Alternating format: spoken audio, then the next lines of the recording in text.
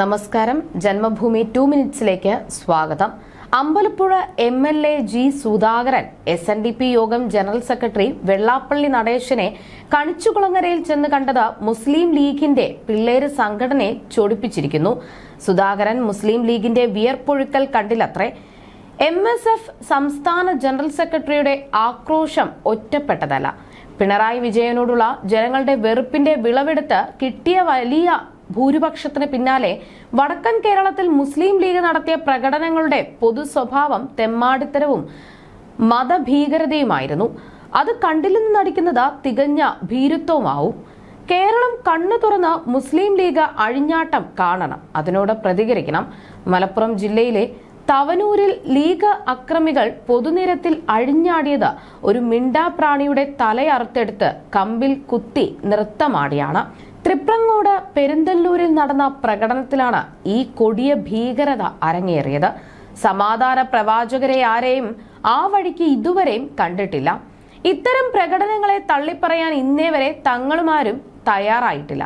കാസർഗോഡ് ജില്ലയിലെ ഉദുമയിൽ BJPയുടെ കൊടിയുമായി ബൈക്കിൽ യാത്ര ചെയ്ത പ്രവർത്തകനെ തടഞ്ഞു നിർത്തിയതിന്റെ വീഡിയോ ദൃശ്യങ്ങൾ ഇപ്പോൾ പൊതുമധ്യത്തിലുണ്ട്.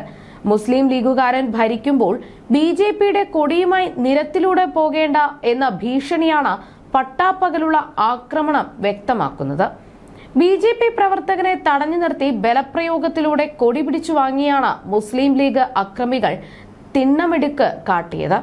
കോഴിക്കോട് ജില്ലയിലെ കൊടുവള്ളിയിലും സമാനമായ തെമ്മാടിത്തം അരങ്ങേറി.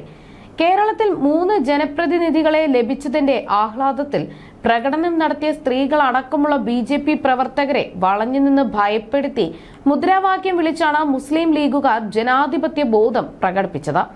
പടക്കം പൊട്ടിച്ച് ആഹ്ലാദിക്കുന്നത് കേട്ടിട്ടുണ്ട്, ബോംബ് പൊട്ടിക്കുന്നത് ആദ്യമാകും. മഞ്ചേശ്വരത്ത് BJP നേതാവ് K സുരേന്ദ്രന്റെ പ്രചാരണ ബോർഡ് ബോംബെറിഞ്ഞാണ് ആവേശക്കാർ തകർത്തത്.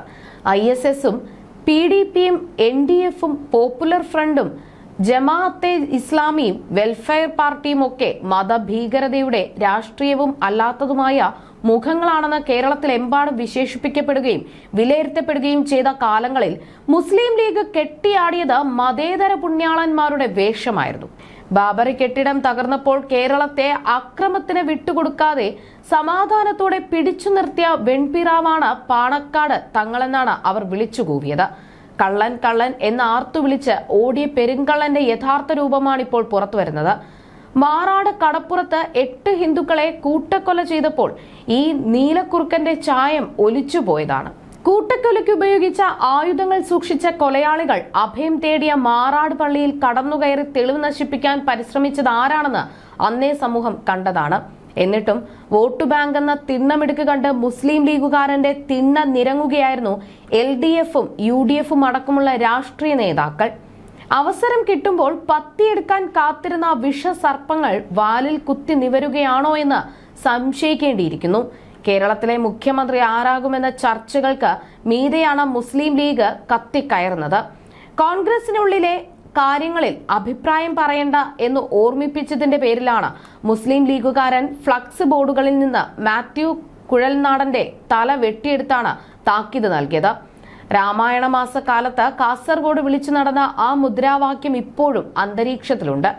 വെട്ടിനുറുക്കി അമ്പലനടയിൽ കെട്ടിത്തൂക്കുമെന്ന് വിളിച്ചുകൂവിയതിന്റെ പേരിൽ ആക്ഷേപം എമ്പാടും ഉയർന്നപ്പോൾ 1-2 പാർട്ടിക്കാരെ പുറത്താക്കി സമാധാന വേഷധാരികൾ മുഖം മൂടി മാറാതെ കാക്കുകയായിരുന്നു.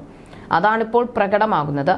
ബോലോ തക്ബീർ, അള്ളാഹു അക്ബർ എന്ന് വിളിച്ച് പ്രകടനം നടത്തുന്ന മുസ്ലിം ലീഗ് മതേതരമാണെന്ന വ്യാഖ്യാനത്തെ പൊളിച്ചുകാട്ടിയവർ പലരുണ്ട്.